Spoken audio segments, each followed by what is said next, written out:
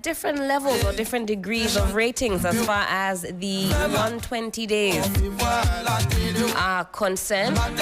Shortly, we'll take a listen to what President Mahama had to say before he actually took office. And this would have been on the campaign trail. And this one is during the manifesto launch of the NDC. Let's take a listen. Problems. One job, 3 shifts, 3 people. Obiabe Didi. Ezu. Extraordinary problems require extraordinary solutions for extraordinary results. And so businesses and public organizations will be encouraged to operate 24/7 in 3 shifts of 8 hours each. This will boost production, it will increase employment and provide well-paying jobs. It will transform Ghana into an import substitution and export-led country.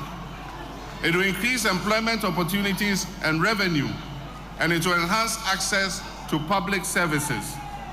We will focus on some selected public institutions that have huge customer traffic.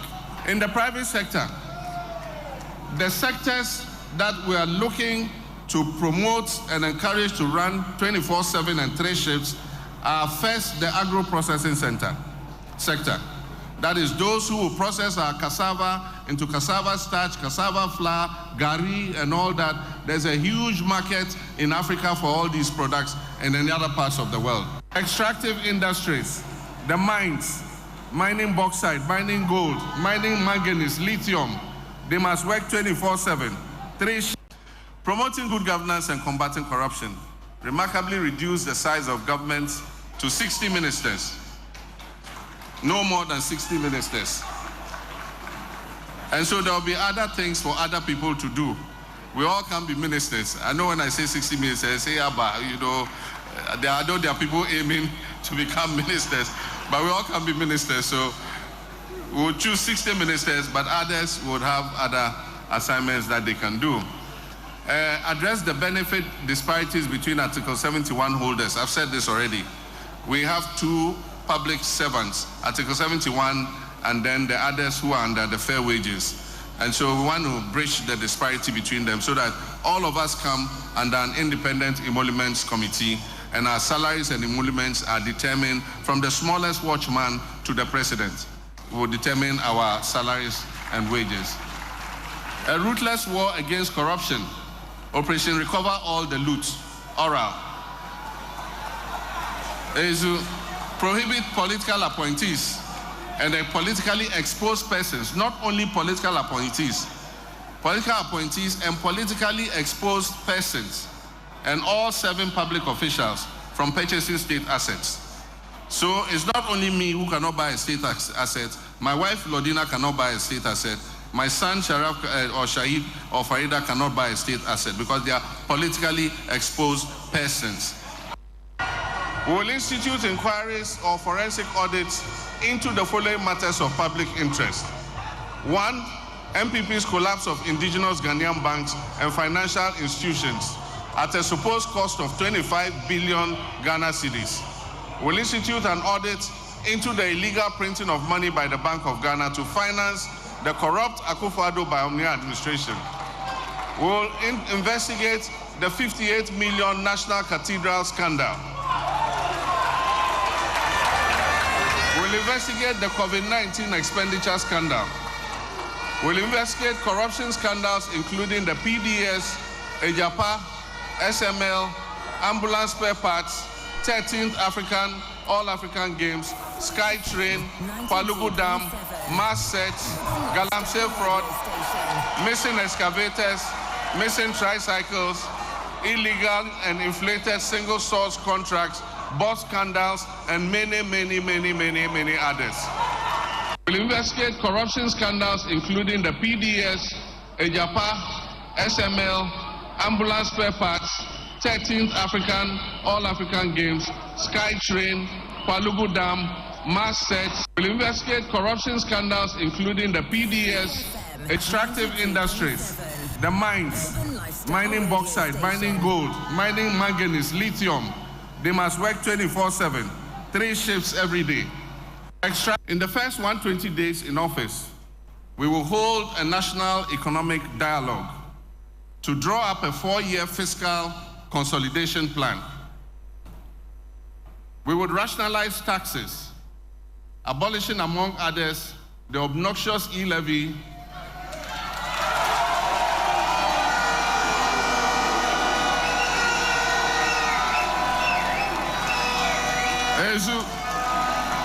the COVID levy, and the 10% levy on bet winnings.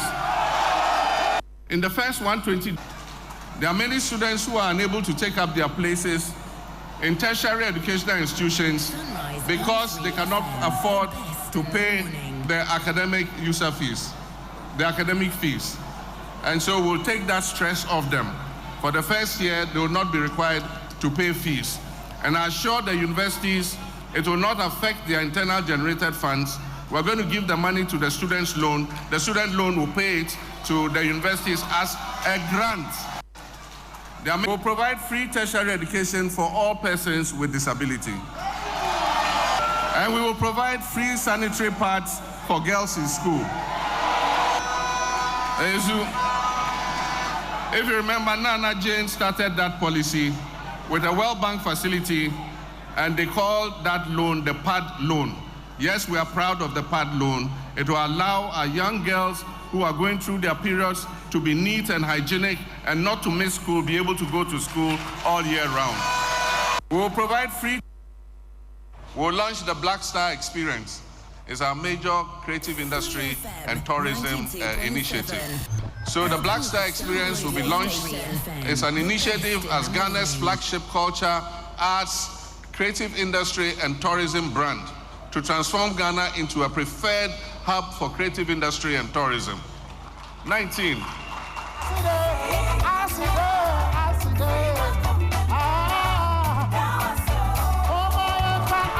All right, so you were listening there to the voice of President John Dramani Mahama. That was on the campaign trail, and the first clip that you listened to was during the manifesto launch. In fact, all of the sound clips were during the manifesto launch, where he put forth some of the promises that he was making to the people of Ghana. Now, yesterday he addressed the people of Ghana, the good people of Ghana, from the Jubilee House, and he says, we made promises and we have delivered them. And we're taking a deep dive into the 120-day social contract that the president made with the good people of Ghana. We're seeing different scores across the board, ranging from, I've seen about 36%, in fact 23%, all the way through to 100%, which is what the president says he has done. Sixtus Don Ulo, when you listen to what the president is saying, juxtaposing that against the promises that were made before the campaign, during the campaign, and now that the 120 days are over, have you already put your scores together, or you're yet to do so? And we'll run through some of these promises and give our preliminary thoughts on that. Of course, we have a panel of experts who will be touching on thematic areas and will be putting more flesh onto the bones. But the ranges, 23%. 36%, 42%. I have here right now, I have scored them about 84%. You have scored 84%. Yes. All right. If you want, we can break it down. So amongst them was to nominate the first, within the first 14 days, the complete list of cabinet ministers for parliamentary approval. You know that it happened. Now, a total of 19 cabinet ministers are there. There are 2 women and then 17 men. The entire cabinet we know now is 21. And then cabinet ministers, they include the president, the vice president, secretary to cabinet, amongst others. The first meeting, you know that it was held in February 2025. When it comes to the leanest and most efficient government under the Fourth Republic in its first 90 days in office, that is there's some conversation to be had. Absolutely. But if you're looking at the numbers there, if you start from Dr. Kwame Nkrumah, who had 41 Okay, 41 ministerial appointees. To Kofi Abrefa-Buzia had 49, Hilary Liman had 54, Jerry Rawlings had 82, Jonas Kumkufo had 93 at a point, J.A. Mills had 75, John Dramani Mahama, part 1, he had 84, and then Nana Akufo-Addo had 110. Mr. Mahama, he says he's going to do 60. At the moment, we have, so far, this is the leanest government under the Fourth Republic with 56 ministers, because we know that we are 4 short of the promised 60 ministers. There are some deputy ministers who are yet to be appointed, the Deputy Minister for Health, for instance. So establish a robust code of conduct and standards for government officials that we can say that has been done, unless there's maybe another, conversation to be had. He also wanted to hold a national economic dialogue. But yes. Crosby, because you said it's twofold. He says constitute the leanest, most efficient. Lean, we can ascertain that, but with the efficiency, time will have to tell. We'll wait on that. We'll wait on that. Exactly. All right. Exactly. So he has done the code of conduct for government appointees, and then that's one of the voices we heard. He also wanted to hold a national economic dialogue. That was done, and it happened on March 3. That's right. So that we can... March 3 and March 4. Yes. He wanted to scrap e-levy, COVID-19 levy, the levy on bet winnings, and the emission levy within 90 days. Now, all has been scrapped except for the COVID-19 levy. You know that the IMF Technical Assistance Mission consulted a VAT reform task force to be set up for broad consultation with stakeholders for their input on what should happen to the COVID-19 levy. So for the COVID-19 levy, it is still there. There are conversations We're still paying. that it should be renamed, the funds should be rechanneled some way, somehow, but it is still there. E-levy is not. So yesterday he said specifically about the COVID levy, he says we have delivered on 3 of these 4 specific tax repeals as promised. The COVID levy has intricate linkages to the existing IMF program. Right. All right. So he also wanted to, within his first 90 days in office, review taxes and levies on vehicles and equipment imported into the country for industrial and agricultural purposes. For that, as I sit here, I cannot categorically say that that has been done. Although conversations are being had, efforts are underway, but it has not happened yet. Or the amendment of this law. He spoke about it yesterday. And he says that when Parliament resumes, the proposed amendments would be laid before the House. Okay, so for now, it has not happened. It is in... He says, let me read exactly what he says. He says, we committed to reviewing taxes and levies on vehicles and equipment imported for industrial and agri purposes within our first 90 days. My government has initiated this crucial review process. The results of this comprehensive review will guide policy decisions and be incorporated into the 2025 mid-year budget review and the 2026 budget, ensuring we support these vital sectors effectively. So in effect, if this has not actually been done, I don't know that that's 100% score. So this is the amendment of the law. There's a law that speaks directly to the importation of salvage vehicles. That's different. No, the point you were making is on that. That's what I was trying to refer you to. No, there's another one on salvage vehicles. Okay. There's another that this one is on separate. salvage. This is taxes on. Remember that I think was it 8 Parliament had a law, right? Yes, on salvage banning vehicles. the importation of. But when the law was eventually passed, the government of the day suspended the law. All right. In fact, I remember that we hosted Harun Idriso on TV3 New Day at the time, who said the executive cannot suspend the law on their own. They have to come back to Parliament. I'm not sure they went back to Parliament, but that law was not implemented. Right. As far as we remember. But it also became a conversation among the spare parts dealers, particularly those around Kokompe, those around Abosoka, and all those other places, and those persons who have garages. They thought that, well, we have not gotten to the point yet as a country where we are able to manufacture vehicles. Right. Because all we do now is assembling the vehicle parts that we bring in. That's right. But we have not yet gotten to the stage where, as a country, we manufacture vehicles, even though if you go back into our history in the Nkrumah era, we had done that before. But we are not yet there as we speak presently. So we need to find a way to blend the two. Because even the vehicles that are being assembled here and giving off, you and I cannot immediately go in there and go and buy one. That's right. It's expensive. And the arrangement to have us buy it or own it and pay over time is also not really, out there for all of us. So it was part of the conversation. And it was a heated campaign matter, right? NDC MPP campaign matter. That was what birthed this whole John Mahama first 120 days ideas of salvage vehicle, blah, blah, blah, blah, blah. Now, what does it mean? The bigger effect. On one hand, the government is proposing a blue blue economy. They are proposing green, green transition, etc. And we're also bringing in these salvage vehicles, some of which could be very, very old vehicles. That's if you right. ask So me. Not emitting the right kind of gas we want in the atmosphere. So what exactly does the government want to do? Does the government want to go on a tangent where we're just looking at the green transition and looking at it properly? Or we're just looking at adding this one onto it? And how long is it going to take, for example, for us to be able to wean ourselves off this salvage vehicle conversation to bring in fresh vehicles or to have our own vehicles being manufactured? I think that should be the bigger picture. But between the first 120 days conversation, you can say that that box has been ticked. But there's always a conversation beyond the 120 days. After the 120 days, what next? Because the mandate that was given to President John Mahama is 4 years. So 4 months is just a minute portion of the 4 years. Beyond the 4 months, what happens? It's a question that we must put, and I'm sure that our able panelists will be able to dissect the issues properly here.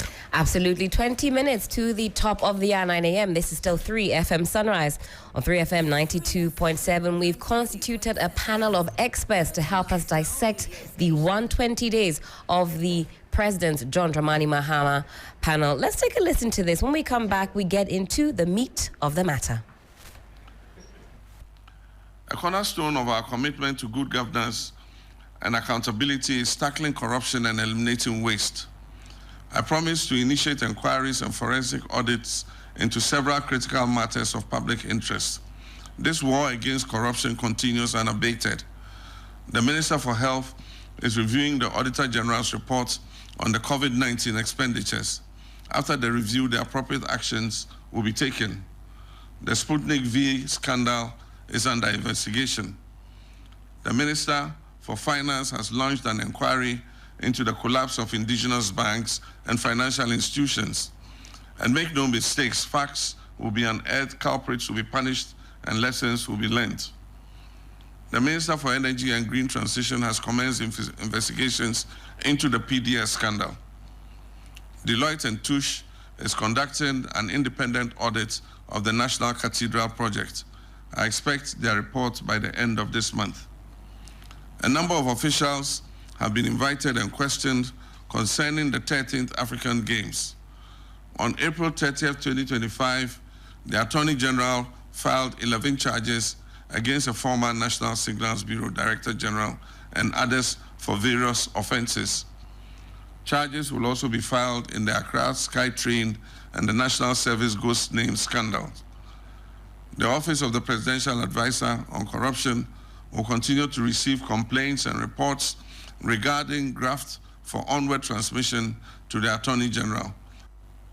What I would say is that he came up with a number of promises. And what I see so far, he's quite touched a lot of them. However, I am still not happy about the destruction of our water bodies. I'm not happy about the destruction. And the way they are tackling the water bodies are fair too. I'm not happy about it. But still, we don't have blue water, to be frank with you. The only blue water flow in this country at the moment is the water, which I'm told they have started polluting it from the north. So even though he's done so far so good, I would say, but to me, his main target should be the correction of the mess that have been created by so-called miners in our forest areas.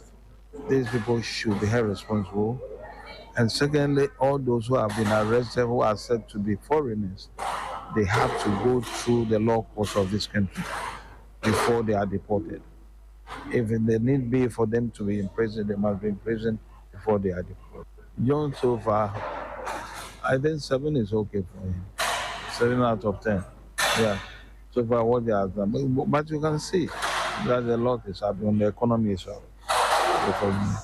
And also, what I like so far, you see the ministers are doing their best. That sort of arrogance that we saw not quite long ago appears not the first one. So I think, and he has control. It appears he has enormous control over his ministers. What I would say is that he came up with a number of promises.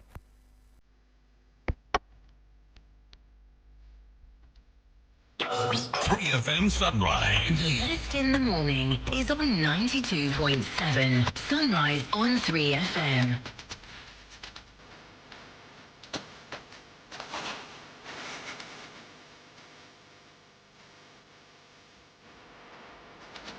.16 to the top of the hour, 9 a.m. And this is still 3 FM Sunrise. On 3 FM 92.7, we're dissecting President John Dramani Mahama's 120 days in office. Some 26 promises were made. We're dissecting the impact of said promises and also rating the effort.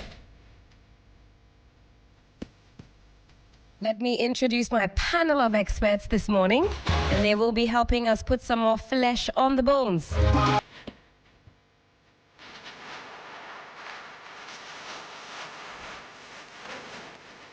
Mr. Emmanuel Kutin is the Executive Director, African Center for Security and Counter-Terrorism.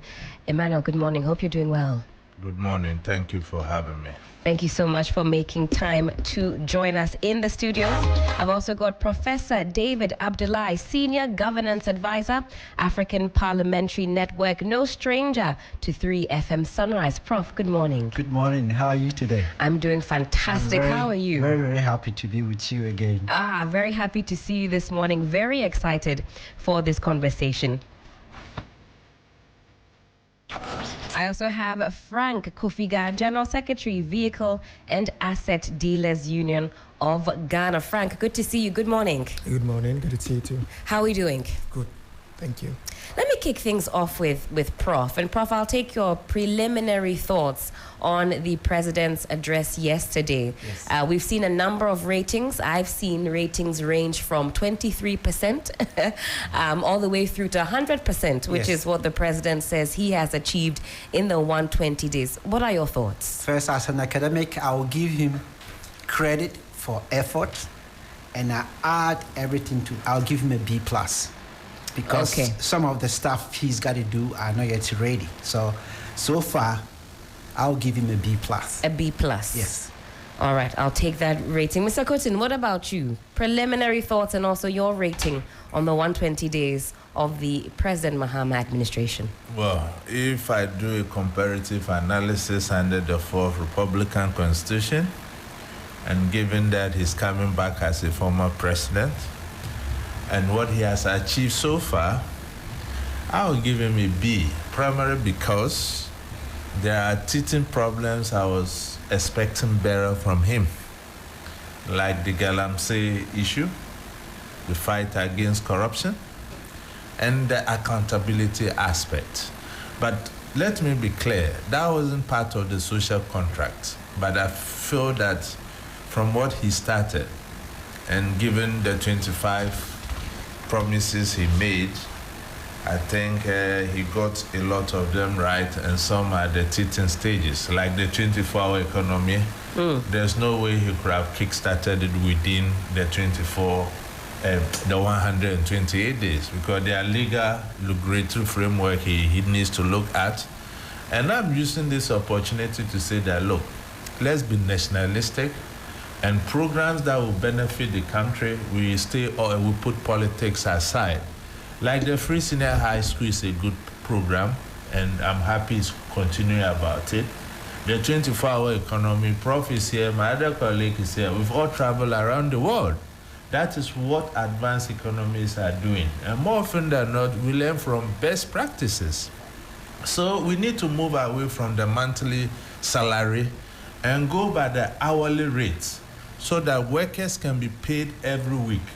The advantage of that is that it stimulates the economy and it creates wealth for the country. I will leave that's my initial comment on this. Thank you for that. Frank, I'll come to you, but before that, let me also welcome Professor Enoch Opoku-Antwi. He's a governance expert. Prof, hello, good morning to you. Good morning, how are you?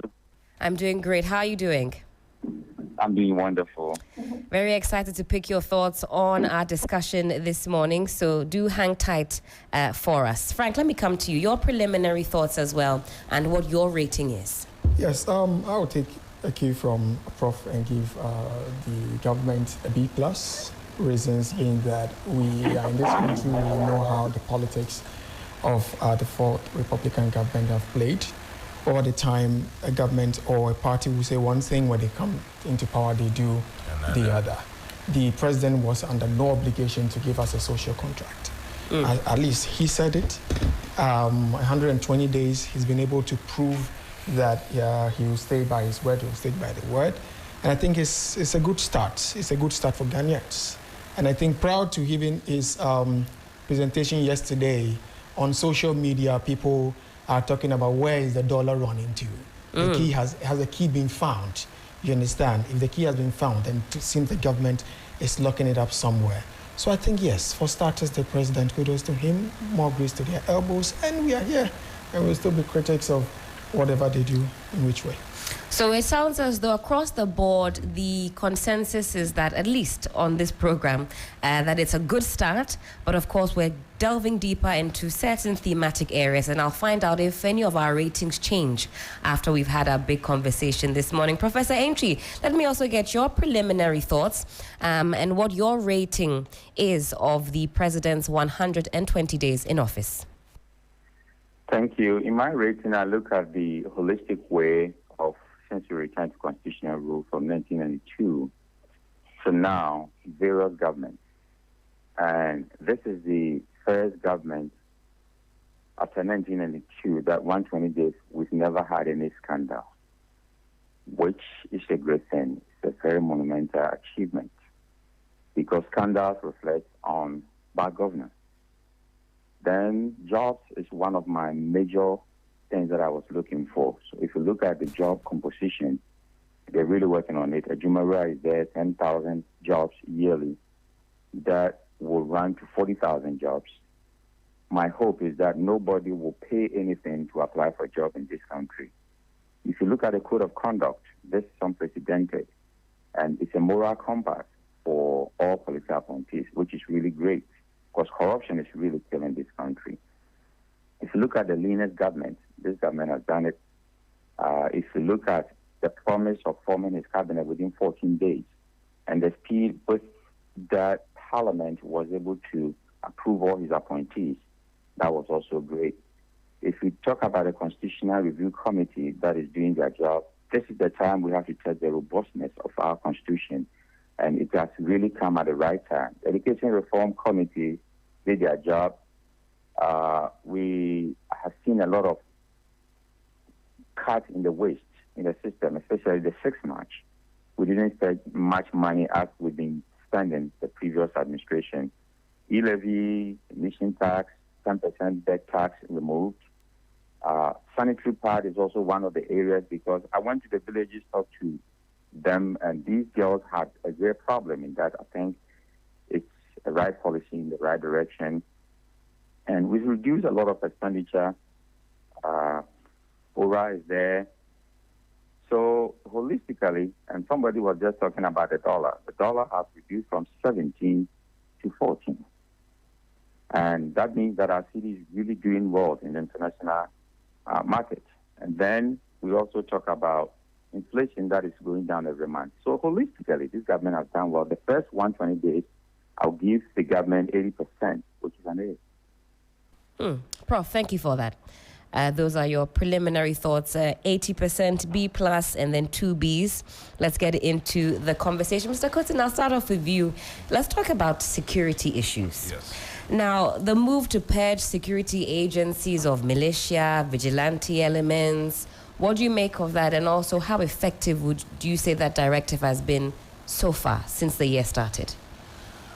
Well, I think that directive has not really taken off. If you look at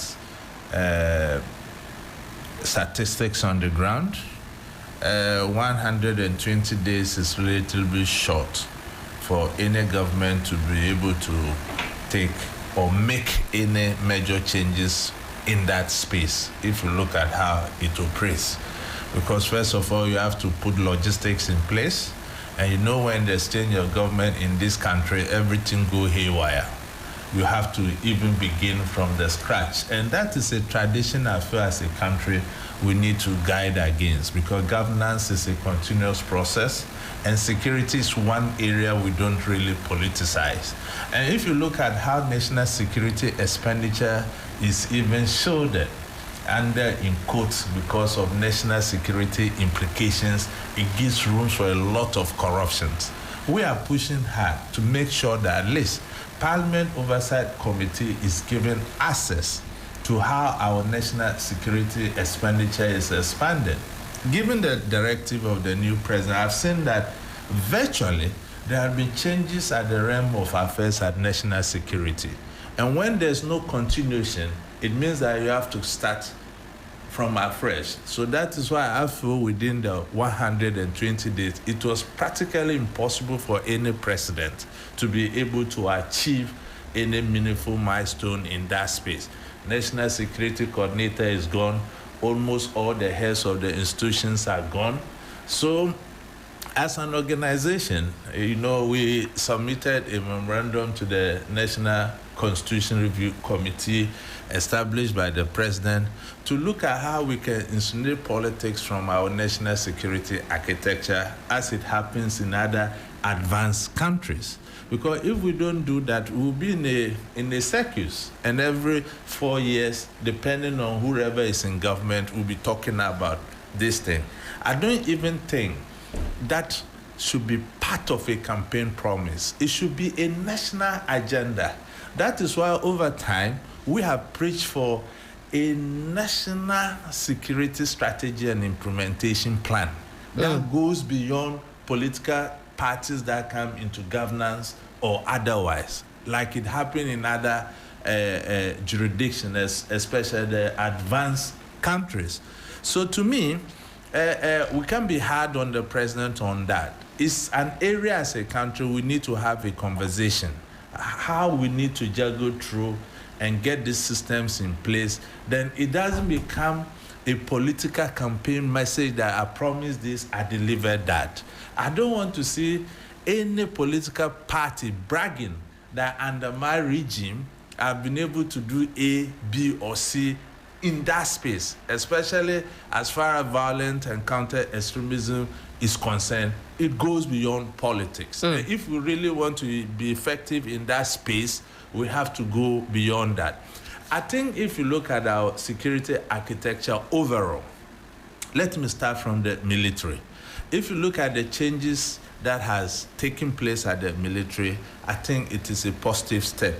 If you say it's a positive step. Yes. If you speak to many personnel within the Ghana Armed Forces, a lot are very happy because the over-politicization of that critical institution of government under the previous regime was so nauseating. And you see, under the Constitution, you realize that when you get to a certain rank, your promotion is tied to the political party you belong to. And the military is not alone. Promotion should be based on meritocracy. But in that space, it's about the political party you kind of affiliate to or otherwise.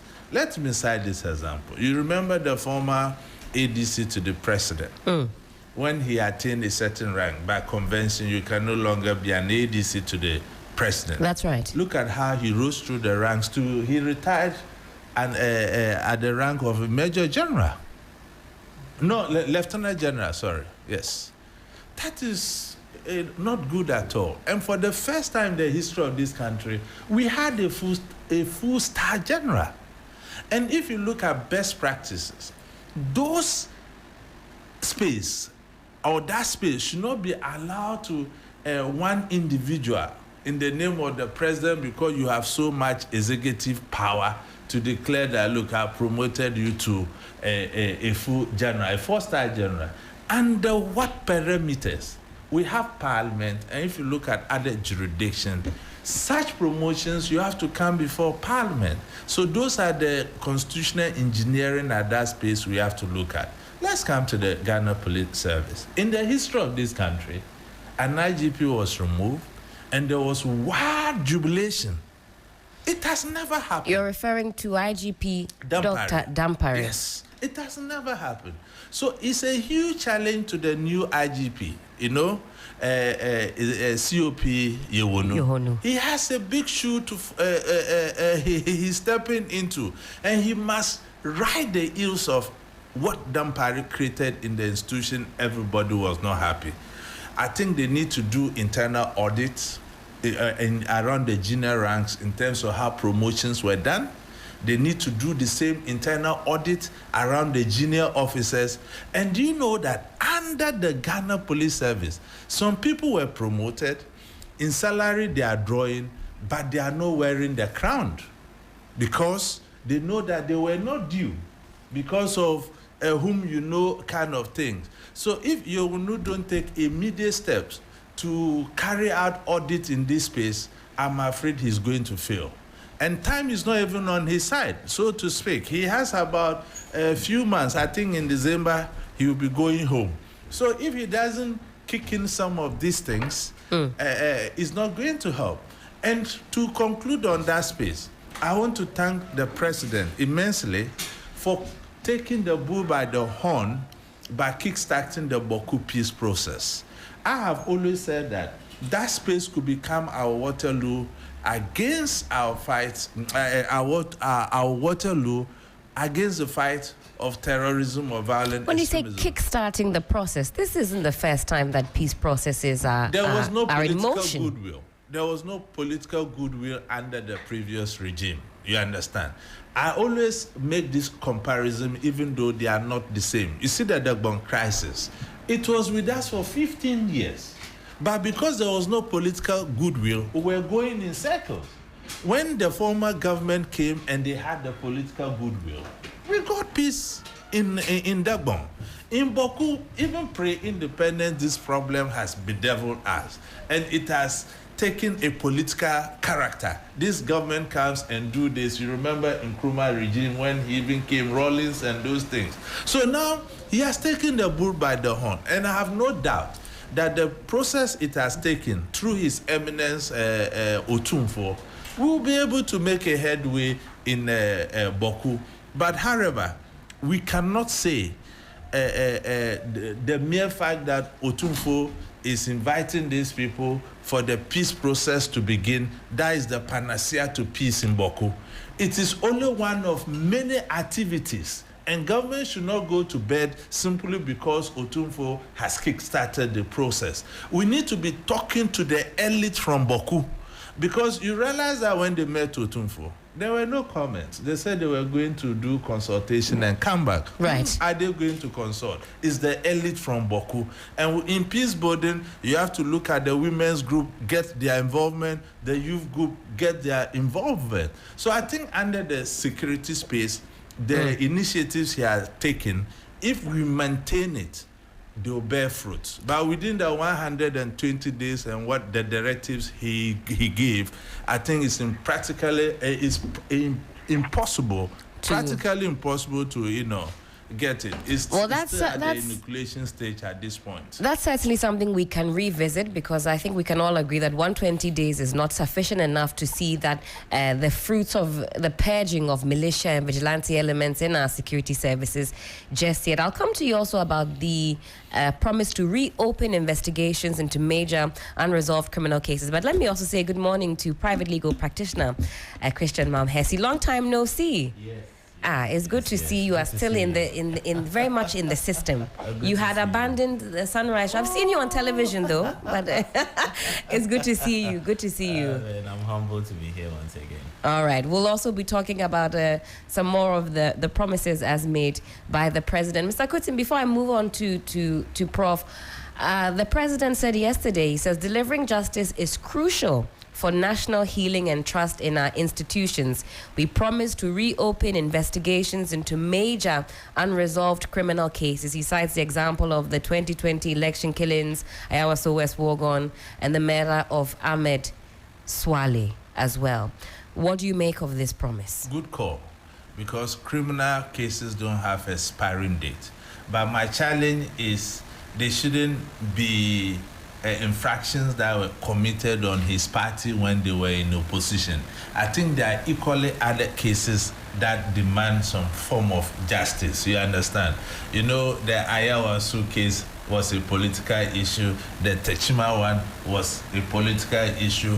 And if you look at Ahmed Swale's case, very sad situation, but there are some elements of politics in it, depending on given the allegations they are making about certain political players who were involved in all of this. So I think that we should insulate politics from criminal matters moving forward, and they should not only concentrate on cases that affected his party. Professor Abdullahi, let me bring you in here and carry on from where I've left off with Mr. Kutin. What do you say to those who say the reopening of these cases is just for the political optics? We're going to get nowhere. We've been trying to solve a number of these issues to no avail. Well, first of all, I would say it's very important for us to understand that this is a nation of laws, not of men. And anyone that undertakes a crime should be punished. That is why we have lawyers. That is why we have a system. That's why. So I think it's the right call. What I am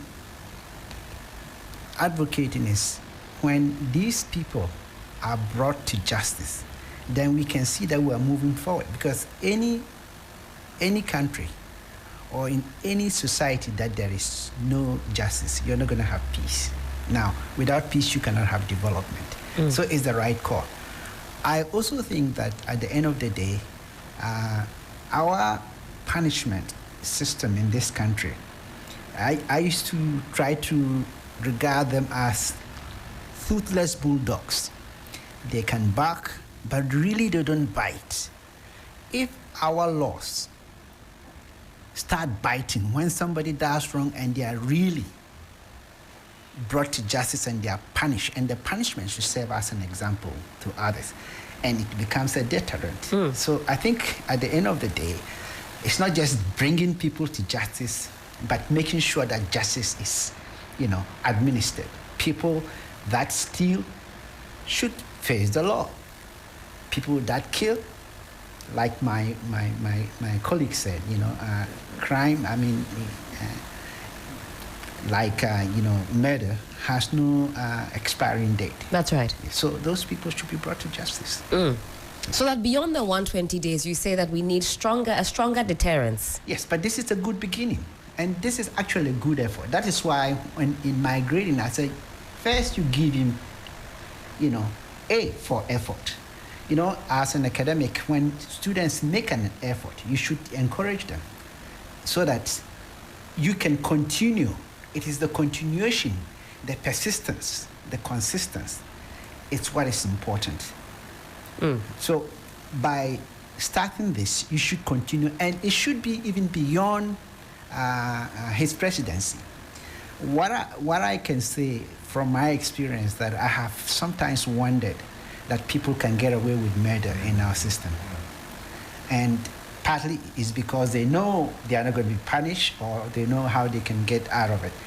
But if they are really punished, you think they're going to do those things again? No. So it's the 100 days or the 120 days, I think such a move is welcome. Absolutely. Now, another one of the promises that has gained a lot of prominence in the last few days is the Code of Conduct for government officials. Yes. Now, how do you assess this Code of Conduct and the integrity impact that it's going to have? Well, if if I can, talk about my most recent book on corruption and economic growth in Africa, code of conduct is very, very important. Now, if you look at it, it is actually the way you run your life. It's a code that says, I'm going to abide by it. And by him introducing a code of conduct, especially for those that are going to be in his government, is very important. It is going to serve as a deterrent and actually would reduce corruption. You cannot entirely get rid of corruption, but when you reduce corruption, then you can really effectively, apply most of the resources you have to be able to move further. So I think what I didn't see is the whole notion, and I have advocated this in my book, lifestyle audits. It's not just having a code of conduct of not taking bribes and other things, but lifestyle audits is very important. If all of a sudden you become a political appointee and the next day we see you with all the wealth, how did you come across it? I think it is something that must be instituted. Do our asset declaration laws take care of that aspect? Well, the asset declaration laws we had, they didn't bite. They were toothless bulldogs. How many people, some people didn't even declare their assets in the previous regimes. So I think it is very important that people declare their assets, and I support the way the president came out and said, look, if you are my appointee and by this date you have not done this, you are going to list this kind of your resources and all. That's right. That's very good. It is showing by example. But if he said that he never did anything about it, then it's not working. Now, your asset declaration, when you are leaving, they will compare your access to the assets you had when you came in. If there's a big variance, then of course, we would question you, where did you get the resources? Because we know how much you earn, right? So how did you come by it? That was not done. I mean, didn't we see people in this country who became political appointees, didn't even have a vehicle? By the time they finished, they had, what do you call it? Say a fleet. Fleet of vehicles. It doesn't make sense. And I think at the end of the day, look, we should take governance very serious. Without governance, nothing is going to work, and trying to privatize public resources to become wealthy doesn't make sense. You're going to die and leave everything behind, and, which should be for the common good, which is what is not done. We'll come and talk more about that, this issue of state assets and who can touch and who has to keep their hands off. I saw a very interesting tweet from Honorable Kujitwa Blakwa. He says lands, everything. He said forests, even forests are off the table. Nobody can acquire forests. Let me also introduce Mr. Julius Jima into the conversation. He's the Executive Director, Center for Public Policy and Economic Analysis. Julius, good to have you on the show. Good morning. Hope you're well. Good morning, Miriam. I'm fine, thank you. It's Helen. It's Helen speaking. Oh, Helen. Oh, yes. So sorry. Not a problem. Not a problem. All forgiven. Hold on for me. I'll come to you. We have some burning questions as far as the economy is concerned. We're seeing the city rebound. The city has gained some muscles. How sustainable is that? We'll come back and talk about that some more. But Prof, we're talking about the state assets. The president says none of my appointees should get their hands on lands, on any of that. Yes. He says, and even those connected to persons in officialdom. What do you make of that promise, and how do we ensure that that actually happens? Because we know politicians find very crafty ways of acquiring these assets. Yes. Excellent idea. I think we all know what has happened in the previous administrations, whereby, people acquire public property. Now, but public property is for you to use now and for posterity to be able to benefit from it. So I think it's an excellent thing. Now, how do you make sure that this happens? First of all, when you declare your assets, right? When you are going out of government, you have to also declare. So we will know if you if you bought government properties, we should put them in your wife's name or your daughter's name. We would know. So that is one thing. Secondly, before you acquire any government property, right, even if you are going to use other people's names, our tax system should be strict in such a way that, for example, property tax is one of the things that we should really enforce in this country. And we will know if it's somebody's property, your child cannot pay that kind of taxes for a property. It should be somebody who's matured enough. And so all those things are important. And at the end of the day, if you want your own people you have appointed into positions of responsibility in government, you have to be an example. So the leadership has to be examples so that the followers and those that are employed must also follow.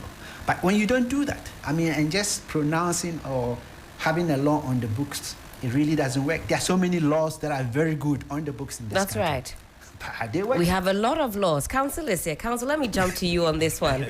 Could you put the spotlight on you a little bit, and then I'll go to Frank. There's a lot of conversation to be had. This is still 3FM Sunrise on 3FM 92.7. Do watch us also on Facebook and on YouTube. Now, what challenges may arise in prosecuting suspects in these reopened, unresolved cases? Prof talks about us, the system being a bit toothless. Others say this is just for the optics. Moving forward, are we really going to see some results?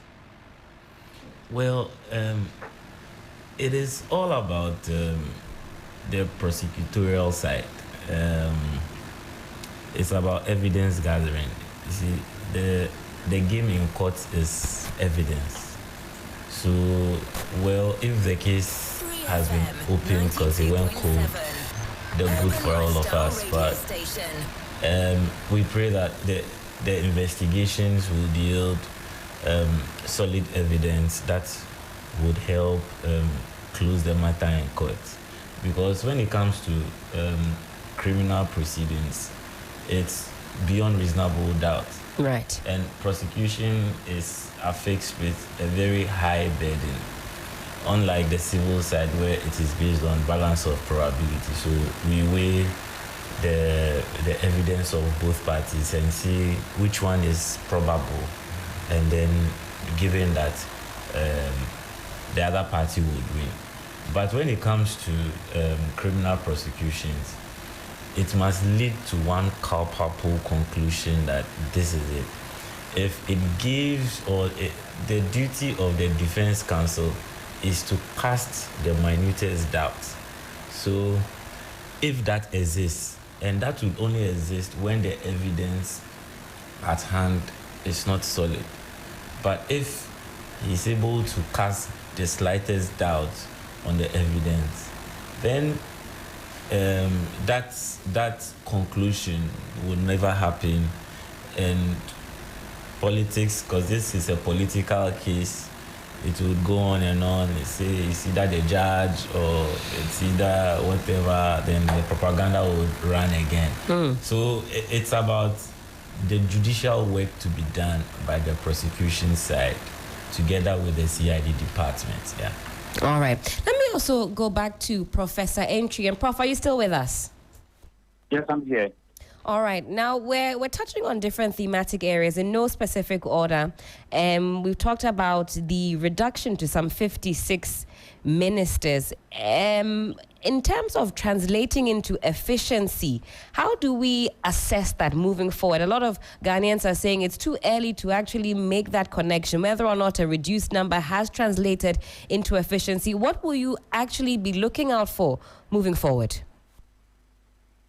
I'll be looking into the flux, the ambiguity in the system, the reduction, how much money it is going to save us. So sometimes there are no known solutions that fit perfectly. But what is the best solution? Is it the one with the smallest error or the most parsimonious one? And what data is available? How good are they? That is when judgments can fly and then decisions are made. So I think that by cutting the number, we are saving money in certain sectors. So if you look at the former administration, we had about over 120 of them. And 120, think about accommodation, think about fuel coupons, think about salary, think about their other service staff, and then even the police that have to escort them. All these costs have been cut. My challenge, though, is that where do we use that money? to enhance efficiency. So the cutting of that aspect, what did you use the money for? And that is where accountability comes in. I think that if we are able to cut, let's say you go to ministries and buy the reporter for 150. That is what they are selling the reporter there. 150 Ghana cedis. But you decide to cook from home every day and save that money. At the end of the week, you cook from home. You didn't use the 150 every day to buy lunch. But is that money sitting up somewhere that you can use to buy something else different? And that's what we should be looking for. So, yeah, the money being saved from the cutting of the numbers, the government should be able to tell us that at the end of the day, we save this money, and this is what we use that money. Prof. All right, I suspect we lost you for a brief second. Yes, please carry on. Yes, I'm here. So the savings should be channeled into different aspects. If we use it to build a school or hospital or build a road system, we should be able to know. But just the cutting and nobody knows what the saving is being used for is what we've not seen. I think that we don't need that many ministers. If you look at the former administration, out of the over 120, just few were working. In fact, just few were working. Currently, I think that if you look at the social media space and even if you look at the traditional media space, a lot of the ministers, a lot of the deputies are working. And that is what we want to see. But there was a lot of individuals, variable factors, being put into the factor of just one ministry, and most of them remain idle, not doing anything. I think this time, the fewer numbers means that we are going to have more efficiency and value for money. Prof, thank you for that. Let me come to Frank. Frank Kofiga is still here with us, and he's a policy analyst. Frank, is the government showing signs of transparency beyond has been put on hold. PR in reporting its progress? I think I'll just give it out and let, excuse me, that the government is showing a certain quick utilitarian charm when it comes to their PR engagement. A utilitarian charm? Yes. Okay, please break that down for us. Be very objective with the laws and ensuring that these laws go to the benefit of the people. You understand? These laws were created for the people to direct them. So if you're not engaging them properly and things are done in the background without a proper way of communicating the issues to them, then there is a breakdown in the process. The people agitate, what do you call it? Stakeholder engagements do not go as they're supposed to, and people find illegal ways of doing things.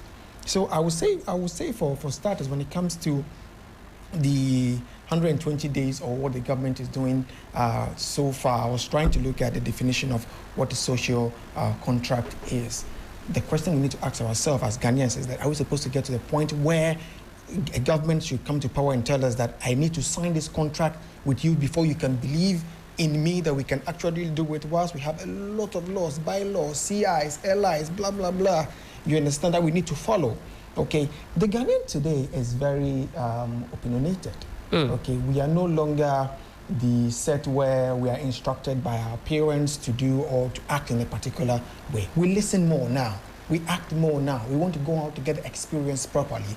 So if the PR is in such a way that it's just coming to manipulate people, but you're not giving the information to them properly in a way that they can also go out there and do what will benefit them or benefit the country, then I think then there is a problem. You say that people can see through that now. We say Ghanaians are more discerning. Become more discerning. It tells in the vote. It tells in what happened in the just ended elections. Okay, I can say that I can use myself as an example. When growing up as a child, I always had a song in my house that tells me that you need to sing this particular song when you're 18, vote in this particular way. And then, yes, I think the first or second elections somewhere in 2008, I followed that part. You were whipped into line. I was whipped, yes. But I got to a point I said, no, I need to make informed decisions based on what I hear, based on my research, you understand? If today, okay, we're being told by the research that we're hearing online that there was apathy and all of that. I tell myself, no, that is not the case. The youth went out to vent their frustration at the polling station. And all has to do with the information that they have researched online, they have garnered. The little has to do with the propaganda and what have you. But we become more descending. The reason why you see a lot of unions now coming up, a lot of associations now coming up from the background to actually voice out, said, okay, fine, we need to actually have a seat on the table and have a discussion how we can move this country and move it in the right direction. So ultimately, would you say that this government is taking the people along with this contract, with the president addressing the nation yesterday, giving us his account of how far he has come so far? I think it's fantastic considering their approach, because we've met with some of the ministers so far. I don't know if I can use this word. They are listening now. I don't know what is happening. Oh, everybody listens to 3FM Sunrise. They're all listening. because they are listening now. They are engaging us properly. You know, gone are the days where you go and have stakeholder engagement, and in the next minute, everything, the research, the metals, the energy you put into it is thrown in the background, and then another thing is introduced all together.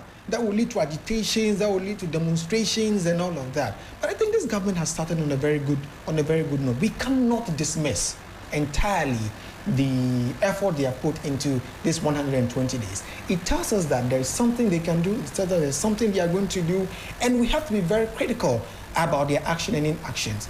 If the president has taken a lead in this way, I think the ministers, the appointees who have to take a cue from it, they need to understand that this is for the people. You understand? And if you're going to have successes in this, it has to do with engaging the people. All right. Let me come to Julius Jima, Executive Director, Center for Public Policy and Economic Analysis. Julius, are you still with us? Yes, I'm here. All right, let's talk money matters. It's something that concerns all of us. We're keenly looking at the 120 days and also the promises that were made as far as the economy is concerned. The scrapping of taxes, we know that some, as the president described it, draconian taxes have been scrapped. How do you assess that? And also moving forward, what kind of impact is that going to have on our fiscal space? Well, thank you. Good morning to my colleagues at the panel, and then good morning to your cherished listeners and then viewers as well. Of course, we cannot talk about the performance of the president without looking at how far he has performed when it comes to the matters of the economy. And then just as you started or you began, the economy is always in both sides. Either we are looking at the fiscal side or the monetary side. And then there has been a lot of activities on the fiscal side in relation to government revenue and the government expenditure. If we could recall that the presentation of 2025 budget by the finance minister, if you look at the tone of the budget, set some certain activities or variables in motion. There was an expenditure cut. The minister gave indication of restructuring most of our contracts that we have in the system. I mean, looking at people getting approval from the finance minister before they can procure. Because we realize that's one of the things that is draining a lot of money from government coffers, so something must be done about it. Again, the minister is not giving so much indication that he's going to spend more in the general public or in the general economy, signifying that we have to tighten our belt. So all these indications in the 2025 budget, clearly for the time being, for this short-term measure, is giving us some kind of opportunity to restructure our books and then restructure our balances that we have as matters of the economy. Yes, the president did promise that he's going to abolish the taxes that we've all referred to as nuisance taxes, and then clearly it's been delivered with the exception of COVID-19 levy.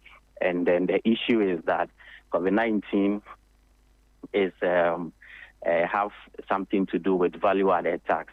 So the minister has an indication, or has already given an indication, that is going to overhaul the entire VAT system, and that will mean that COVID has to go, or we have to restructure the existing levies like Get Fund and then NHIL, so that in the interim, I mean, for now, COVID is still hanging, but at the end of the day, by the end of the year, we will see some form of reform with VAT, and that will mean that COVID will have to go.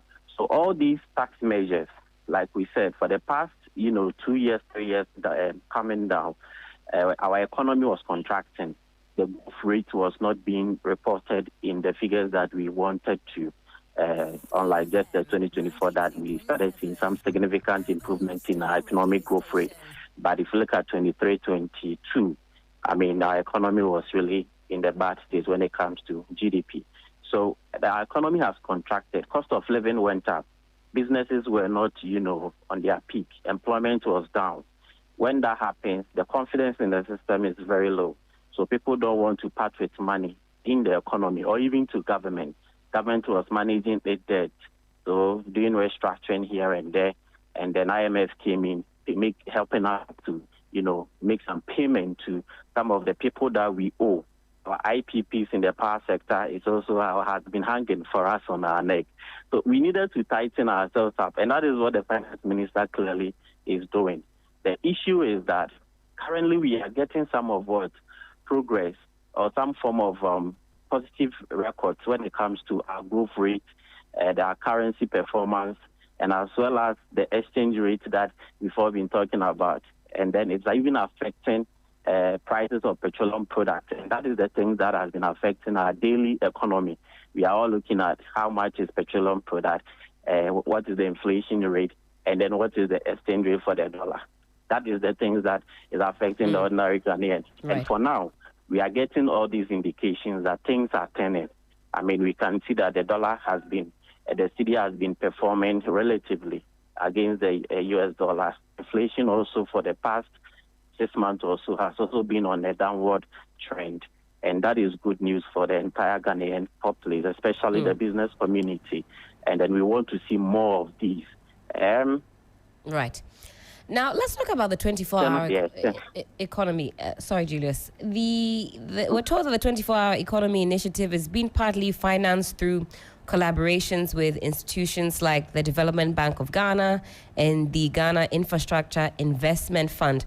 Now, are these financing arrangements sustainable and transparent enough to drive the kind of economic transformation that you and I are looking out for? Well, it all depends on how much revenue we are generating in the country as a whole. So anytime our revenue figures are going up, then clearly we can have some money to invest in some of these flagship programs for the government. There's also the big push. The 24-hour economy will be dependent on the big push. The reason I'm saying is that you need that infrastructure to support an economy that will run 24/7. What is our road network? What has it been? Access to public transport systems, how has it been? Are we even looking at our traffic congestions in the urban centers or the city areas? What are we doing?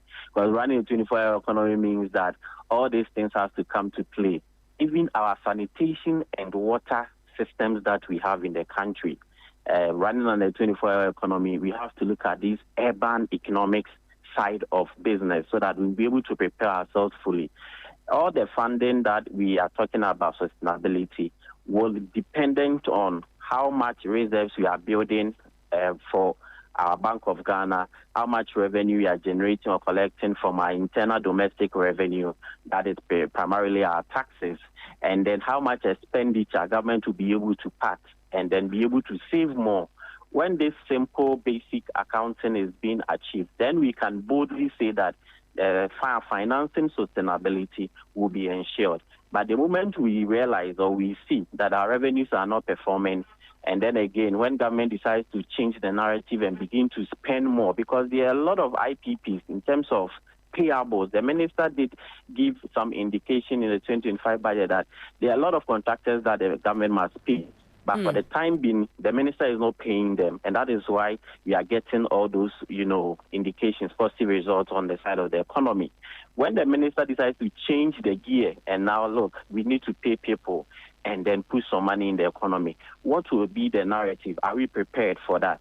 So in terms of sustainability financing for the 24-hour economy, it will be dependent on how much money we are all. And I like the question you're asking because more often than not, we're looking at what we are going to spend. We are not looking at where the monies are going to come from. That's right. We know the global finance and what is happening across the world. countries are beginning to focus more within their own jurisdiction. America is not opening up again. China is not opening up again. Even the IMF and the World Bank are not opening up the way they used to do before. And that would mean that you have to come back to your people to be able to provide financing or sustainability for your own programs. What are you going to do to achieve that? That is the trust and confidence. I'm happy that President Mahama is doing all these things to be able to promote the trust, the confidence, all these things that we are discussing and then trying to analyze is a way that the president is trying to do to achieve that trust within the system. So when the president gets the trust from the people, from the business community, recently the president was in Kuala, he met with the business community at the business forum. That's right. Programs like this will let confidence come back and the president to be able to win or earn the confidence of the people in the country. And when the president is asking for money to contribute to some of these projects, I mean, people will be able to support the president. Right. So it's a step in the right direction. We only pray that the president will continue in this line. Of course, we have seen some rating marks that has been allocated to the president. We various ratings. I've seen 23%, 36%, I mean, depending on who you're listening to, 45%, 48%, all the way through to 100%. But Julius, thank you for those thoughts. Let me go quickly to Frank, back to Frank, because 24-hour economy is very, very important. Before the elections, during the elections, it was one of the key messages coming from the NDC, 24-hour economy. Frank, from where you sit, how well explained has this policy been to get the buy-in of the people? For a very long time, we were hearing from different quarters, we don't understand what this policy is in. Are we going to have 24-hour chop bar? Are we going to have this? But so far, within the 120 days, do you see positive steps in attempting to get the more of a buy-in from the general populace? If we've seen any positive steps, I think it's only at the service sector, where we've heard of the passport office, and then a couple others, the DVLA. But that is so negligible. Exactly. It's very negligible in respect to the larger economy, where I think majority are in the informal sector. You're looking at trade, service. At the service sector, yes, they are part of the sections where you have quite a backlog that needs to be cleared using the 24-hour economy. But the first question that we need to ask ourselves is that, for me, I'll ask, how does the youth benefit for the 24-hour economy? Because if you travel out there, majority of the youth work some 24 hours, like you said, some work 24 hours, 8 hours, they take 4-hour break, they have terms.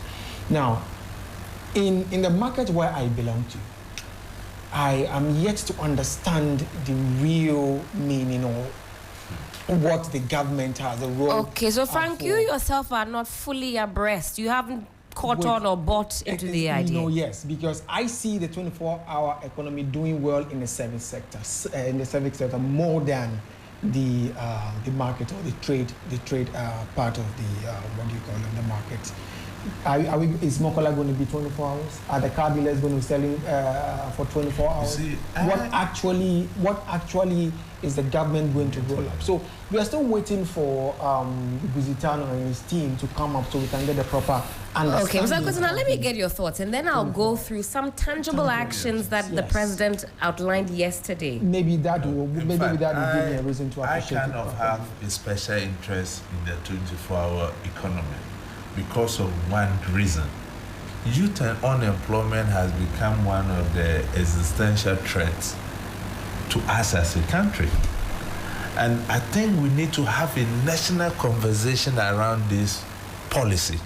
It shouldn't be a political policy.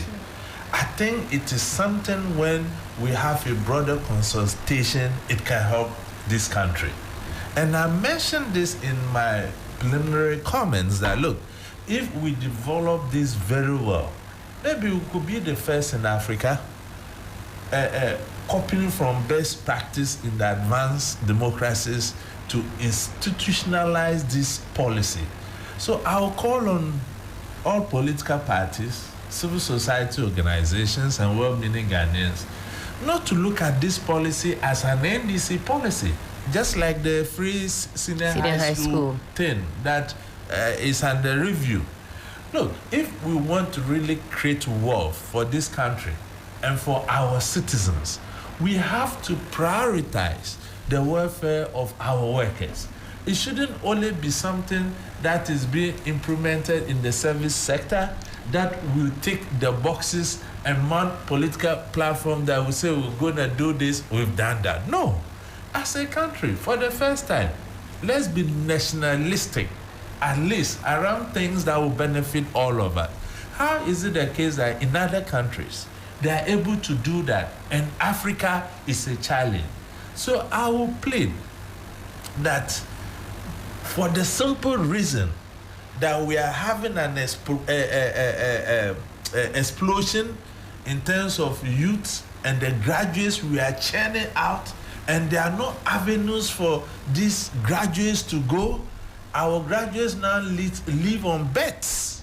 I tell you, every Ghanaian, I can tell you about 90% of Ghanaian citizens do betting. But Mr. Kutin, you know those who are sitting in the offices who are fully employed, they are also doing betting. It's not just the students. So let's look at those who've passed out. But look at the long-term effects on the country.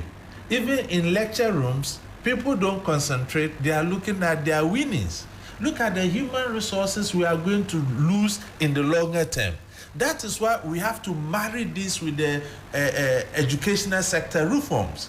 If you look at our educational structure, to be honest, if we really want to develop as a country, we have to have a second look. Look at the SS system, Prof. And when Rawlings was transitioned to democracy, the white man imposed this thing on us, the structure adjustment program. Tell me anywhere in the country, in the world, especially the advanced world, where the free senior high school system is being practiced. At least we're colonized by the British. Is that the system of education they practice? Go to our universities. Our universities are fast becoming like secondary schools. You remember in your days, O-level, A-levels. Before you come out, you are practically matured. But in fact, it's a mix of things. If we don't marry the two, get the fundamentals right, we'll be scratching the surface. So if I want to add to it, the question I ask myself, why is it that a Ghanaian can spend a lot of money, sell property, go to Europe, go and pick apples or grapes on a farm, but cannot go to a cocoa farm and then pick cocoa for the system? The question is, because of the wages. What is it that we are not doing right? So Frank, we'll keep that question in our brains. Look, but I think one of the things we need to talk about is the whole notion of change of mindsets and attitudes. In our country, people have bad attitudes. And one of the bad attitudes is because you went to university and you have an academic level, that doesn't make you employable. Yeah. Besides, we think that certain jobs are below us. That's right. So, you know, when you're talking about 24-hour economy, when I was in school abroad, I had a job 11 to 7 a.m. in the morning. Yeah. And then I went to school in the morning to evening. In the days I don't go to school in the morning, I go to my second job. Now, what I'm saying is this 24-hour economy is not the only thing that is going to help us move this development of the country. But if you look at it, you were talking about the informal sector. I come from the northern part of the country, and I know there was a market in Techuma where people come from all over. Yes. And it's 24 hours. Yeah. For the 3 or 4 days or 1 week that people are there, they have a 24-hour market. People so you could go at midnight? You could go at 1 a.m.? Yes, buy the stuff and then take it back. It still exists. So what I'm trying to say is that we don't need to reinvent the wheel. We just enhance it. And then the whole idea is there should be an educational component of this 24-hour economy. I wanted to make it clear. If you go to the US or other places, you see Ghanaians with PhDs, they are driving taxi cabs. That's right. With a PhD, Ghanaian drive a taxi cab here. So it's the attitude. It will be a taboo. It's a taboo. So listen, if we want to really grow, we have to make sure that we change our mindsets. And I'm talking about the fact that I, as an example, when I first went to the US, I was a trash worker. You're picking up trash? Yes. But today, my books are sold at £140 a copy, $180 a copy. Does that mean that you picking trash, you were born in a trash pit? So if the 24-hour economy is going to move, the educational component must come in to teach our people. You know, I know some people, when I drive a very small car, people look at the kind of car you drive, but what is your, what do you call it? No, your economic, how rich are you? Your wealth. Yes, the wealth. Yeah. In this country, people think if you drive a big car or an expensive car, you are well-to-do. Yeah. You are poor. That is the mindset. I, for one, can attest to that, but I won't elaborate too much on that. Council has to leave us, but Council, I'll just pick your final thoughts on this. Just swing that microphone over to yourself before you take leave of us. In the lineup of promises that we have discussed so far, which one are you looking forward to most seeing evolve as the months progress? For me, I look at the judiciary and obvious reasons.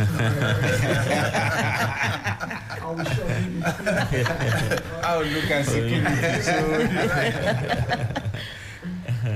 And now we are all aware how Ghanaians have become judges and lawyers interpreting Article 146 and all of that.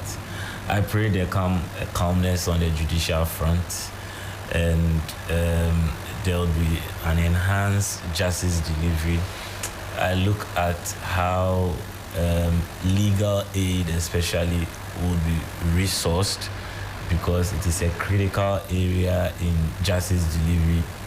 They don't have all the necessary tools, to the extent that clients that work to us who are unable to pay, if you refer them to legal aid, because of the inadequacy of resources, they have in their minds that those lawyers, they are not good. They are very competent.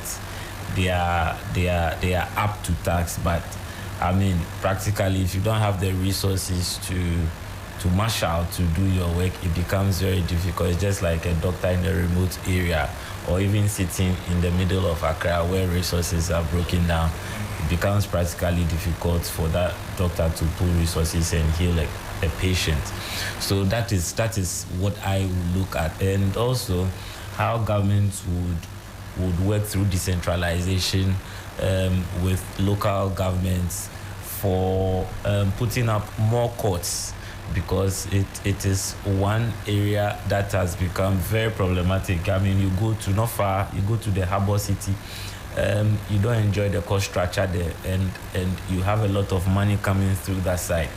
You go to Takrady, you go to the hinterlands, even Cape Coast, and it is a very old building that when it rains, water draws into it. We should look at these things before we start looking at building or coming in with the tribunals, as I've heard the learned Attorney General say, because there are more serious matters. I'm not saying his policy wants to introduce is not serious, but where the base is nearly broken, the base needs to be fixed, so that when we put a superstructure on, like Kalma said in his theory, it becomes stronger. But when the base is broken, whatever you put on would collapse.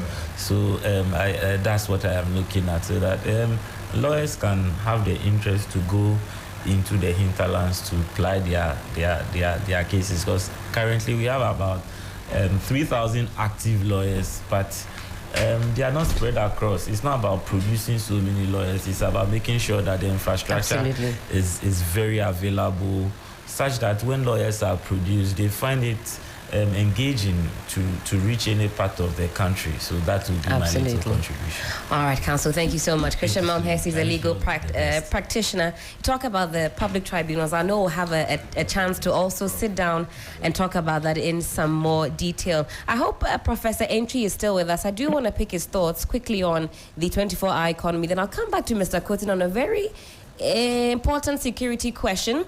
It has piqued my interest on the subject of the 24-hour economy. But Professor Entry, are you still with us?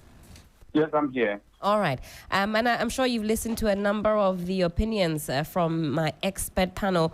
What do you say about the 24-hour economy and how practicable or practical it is in our setting? Thank you. A 4-year marriage cannot be judged from just 4 months, but a good beginning is wouldn't spoil anything. I know in the advanced country they have ratios. So you work from 6 a.m. to 2 p.m. and then 2 to 8 or 9 p.m., which is the second shift, and then the third shift is till the next morning. So machines run 24/7. Individuals go to different shifts. Different shifts also have their own shift differentials. That means they pay you higher if you work on second shift or third shift. My investigation has shown that there's a team set up. We know Busitano is leading that 24-hour economy. That's right. And they have this legal framework almost done, because you need a legal framework to make sure shift differentials, when people work, there are tax incentives for organizations operating for these 24-hour economy. So the security work, what we call the facilities management plan, is being worked on. And that is a good thing, which means that it's going to be rolled out. But for now, we have Uber running 24/7. We have the passport service that can run 24/7. We have the CLA that can run 24/7. So there are a couple of organizations, even some pharmacies are running 24/7. That's right. So it is something that is being done in a small scale, but the government is going to make it a large scale, which is good. I hope it becomes a national policy. The same way as Senior High School has become a national policy, because NDC have not abolished it, but they are fixing the loopholes in it and make it more efficient and better. That's what we want to do. The same way I also want to see the code of conduct being adopted as a national policy, because accountability is everything. They are all holding the position in trust. And moving forward, I'm curious to see how the president is going to enforce those who will trust the force of the president in breaching some of the parts of the code of conduct. Right. The last two things I want to talk about is the Galamsey. Galamsey, we are at the preparation stage. We are being told that out of the 9 key forest reserves, 7 have been reclaimed back, which is good news. But it is not a fight of only the government in power on Galamsey, but all of us are supposed to put our hands on the desk. I expect the chief, because nobody can come to your land and, do Galamsey without the chief being aware, without the assembly members being aware, without the elders being aware, without the community being aware. So I want the MPs, the MCEs, the assembly members, the chiefs, the elders of the community to watch their lands so that this Galamsey will stop it. The last thing I want to talk about is unemployment. Sure. If I see most of our youth, and REG, right? Yes. REG? Yes. Where somebody take REG and then they will be standing and sleeping. You have to slap them. They're almost like a zombie.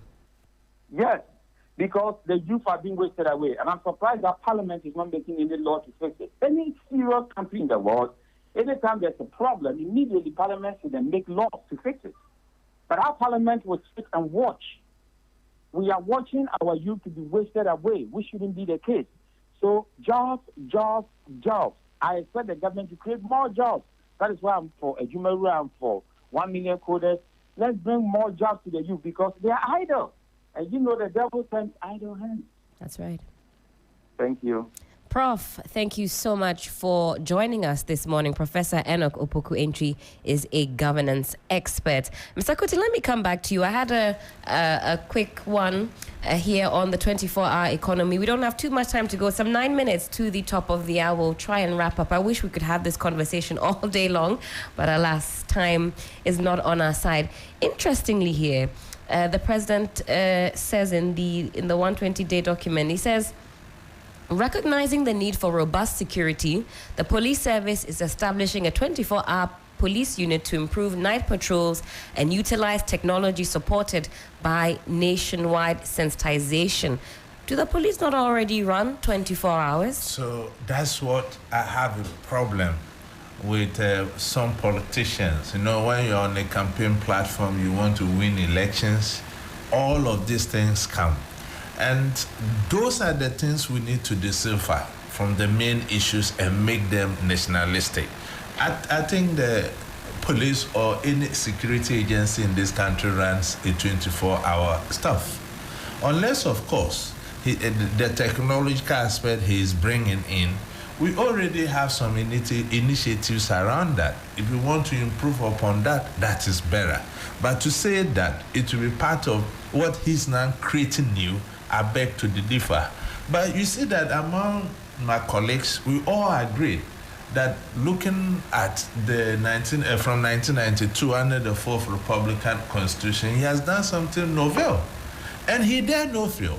If John Mahama fails, our democracy is in trouble, given the experience and where he's coming from. So these are some of the nuances around the policy. So we should do as much as possible to eliminate some of these nuances and focus on what benefits all of us. So my concluding remarks, to me, I think the only challenge I have with him is corruption. Yes, under the 120 days, we've not heard anything. But we have seen certain movement in terms of drugs busts. Mm-hmm. We have not heard anything after the news conferences. The ECG case that came. Containers. What has happened to that? You see, and perception feeds into the mindset of people, and they begin to say so many things. Because I'm here on social media, there are underground dealings and some of this. These are the things that will make him unpopular among the Ghanaian people. We know that there's a committee that's been set up as far as the ECG missing container saga is concerned, but you say time is of the essence. We need to see some speed. It's no rocket science. You don't need this much time. There were people in charge of the sector around that period. Why are there not being questioned? What kind of committees? Every now and then committees, nothing comes out. You remember the Intim Fojo's allegation about the aircraft. Government directed that there should be a committee. Where are the reports? Are we just wasting taxpayers' monies on reports and nothing comes out? So I think that the president still enjoys the goodwill among the Ghanaian people. He has to hasten slowly and forget about his father for all syndrome. That could bring his government down. Governance is a serious business, and if you want to tackle serious crimes like corruption and other things in governments, you need to be tough. You can't be a father for all. At least if you look at our constitutional democracy, it's so polarized. You can't even satisfy anybody. If you look at verdict on his 120 days, the opposition has never seen any good in whatever he has done. In fact, the highest score I've seen about 43%. 43%. It's close to the 50% So mark. he cannot be a father for all. We are in a very serious ditch, and government really need a reset, and he must put his feet on the ground firmly. And you see, we have to also look at how our political parties are funded. In 30 seconds for me, please. Sometimes, if he wants to go the straight way, his government will fall. Because the source of funding for NDC before they came for power, it has been like a business, and they are looking to reap their dividends. That is a constitutional matter we have to look at. Briefly on the dollar, I want to differ. That is because of the upheavals in the international market, Donald Trump and China, that is bringing the dollar down. The city is faring better against the great British pound. It's every currency around the world. Every currency around the world. So we should hasten slowly so that when the international problem is fixed and the dollar is going up, they don't get the bashing. And I think that we also have to appoint an environmental SAR, an independent-minded person that will lead our fight against galamsey. Anything beyond that and the current political and security mechanism we have always used in the past and still using, it will come to nothing. Thank you so much for that, Mr. Kutin. Julius, are you still with us? Yes. Julius, we haven't had too much time to delve into the fiscal promises, but your closing thoughts and what you are looking to see moving forward on from the 120 days in a minute or less, if you can, for me, please. Well, I think that the president should just have to put aside these markings and ratings and what have you, and what's going on in the system, the praise for marks and then all those things. he does not need all those things because he's been there before. What he has to really focus more is what my brother said. He has to hasten slowly and then make sure that he puts the right people at the right places to deliver for him. At the end of the day, this is his legacy term. And I used to say that Ghanaians are expecting too much or too little from the president, depending on how the president sees those reactions.